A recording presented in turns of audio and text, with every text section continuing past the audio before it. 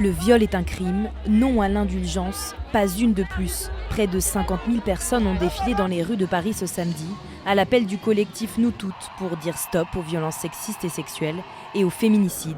Depuis le début de l'année 2019, 137 femmes sont mortes sous les coups de leur conjoint ou ex-conjoint, contre 121 sur toute l'année 2018.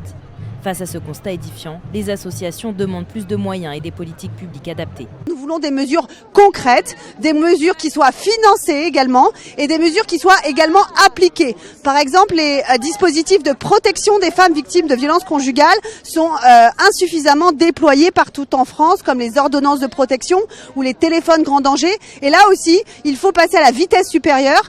Présentes dans le cortège, des familles de victimes de féminicide brandissaient des photos de leurs proches assassinés. De nombreuses personnalités avaient également fait le déplacement. Moi, j'étais une des premières à témoigner pour MeToo contre Weinstein, donc je pense que en fait, le fait qu'aujourd'hui on puisse être entendu et qu'il y ait autant de filles qui se mobilisent et que les choses changent enfin, ça me redonne espoir en l'humanité. Il y a eu l'affaire Weinstein pour nous dans le cinéma il y a 2 ans et ça a été un peu le démarrage, mais MeToo, Balance ton porc, une prise de conscience de la situation et du rapport, changer ce rapport de force, prendre conscience de ça. Près de 3 mois après le début du Grenelle contre les violences conjugales, le gouvernement doit annoncer lundi une 40aine de mesures pour lutter contre les féminicides.